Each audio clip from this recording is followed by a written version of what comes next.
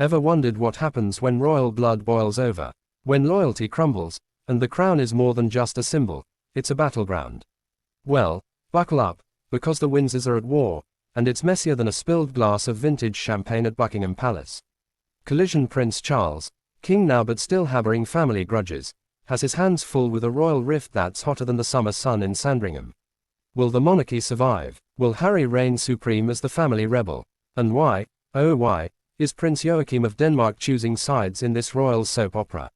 Get the inside scoop, the drama, and all the tea you can handle right here. This is C News, where every royal family secret is fair game. Make sure to hit subscribe, because you don't want to miss a single spicy twist in this royal scandal. Trust us, it's about to get a whole lot more interesting. Charles had always prided himself on the importance of loyalty, particularly when it came to matters of the royal family. For him, the institution and its careful balancing of tradition and public image were non-negotiable. It was something his parents, the Queen and Prince Philip, had instilled in him from a young age. That duty to the crown came before all else. His feelings towards his younger brother, Prince Andrew, and the other members of his family were always complex, but they still adhered to the old rules. However, there was one relationship that had deteriorated in the aftermath of Prince Harry's dramatic departure from royal life. His once close bond with his youngest brother, Prince Joachim, and his wife, Princess Marie. The tensions began to rise subtly, in the months leading up to and following Harry's appearance at the Invictus Games in 2025. Harry, the rogue prince, had returned to the limelight for an event that celebrated the service of wounded veterans. But this year's event had become even more notable for the behind-the-scenes drama. There, Harry was not just a guest of honor, he was a figurehead of the royal rebellion, particularly in the eyes of Charles, who viewed the entire saga of his son's exit from royal duties as a deep personal affront. Joachim and Marie, who had once been close to Harry and Meghan, were seen as vocal supporters of the Duke and Duchess in their new, less conventional lives. They defended Harry's right to distance himself from the monarchy, asserting that he was only trying to find his own path. They had been among the few members of the extended royal family who hadn't criticized Harry's decision to step away, and in some ways, they had shown more understanding toward him than the rest of the royals, particularly Charles, who felt personally betrayed by his son's departure. The Invictus Games in 2025 seemed to mark the point of no return.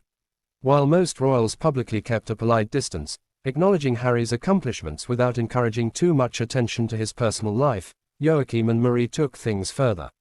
They traveled to the event to show their support, making no secret of their admiration for Harry's efforts and the work he was doing for the veterans. Joachim, in particular, was vocal during interviews, emphasizing how much he admired his nephew's courage and perseverance in the face of personal and public scrutiny. Marie, who was often seen as more diplomatic, agreed but maintained a certain reserve. Still, their attendance alone was enough to send a message to the world that they were, in their own way, siding with Harry. For Charles, this was a betrayal. He had always expected Joachim to stand with him. After all, Joachim had been the dutiful younger brother, a man who had taken on his role with little fuss and no real desire to rebel against the institution. Unlike Harry, Joachim had always adhered to the rules, playing his part within the Danish royal family with quiet dignity. And Marie, while initially seen as a breath of fresh air in Denmark's royal circles, had become a figure of influence in royal matters. But when they threw their support behind Harry, it felt like a public repudiation of everything Charles stood for. What really stung Charles, though, was the manner in which Joachim and Marie seemed to not just support Harry, but also actively engage with him in a way that suggested an open rebellion against the monarchy's authority. Charles had never expected the Danish royals, his kin through his late sister Princess Margaret, to align themselves so firmly with someone who had, in his eyes, been so reckless. The Invictus Games had become the battleground, and Harry had found unexpected allies in people he had once considered distant. It wasn't just about public support. It was the symbolic nature of it all.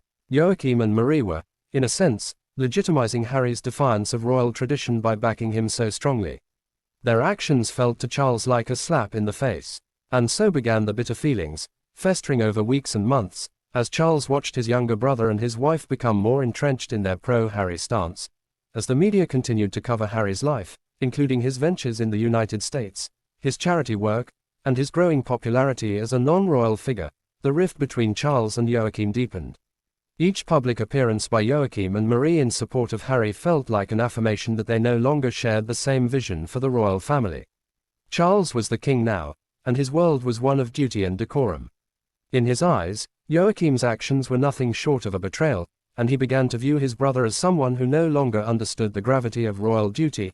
Privately, Charles confided in Camilla and a few trusted advisors about the growing resentment he felt toward Joachim and Marie. He spoke bitterly of how they had betrayed the royal cause, how they had put family loyalty aside to stand with someone who had, in Charles's mind, abandoned the shared legacy. If Joachim cannot see that Harry is a danger to our family's unity, then I fear he has lost his way, Charles would say, his voice thick with frustration. Meanwhile, Joachim and Marie were equally hurt, though the disappointment was rooted in a different kind of sorrow. They saw Charles's reaction as a denial of Harry's agency, a refusal to accept that the young prince had every right to make his own decisions, even if they were unpopular with the rest of the family. Joachim, in particular, struggled with the idea that his brother saw loyalty as a one-way street, something that could only go in one direction. For him, loyalty to Harry was about understanding the deep pressures and struggles that Harry had endured in the royal spotlight, and in this, he felt that Marie's support was crucial. She had always been a voice of reason in their marriage, and on this matter, she was firm. The monarchy needs to evolve, Joachim, she would say, her voice calm but resolute.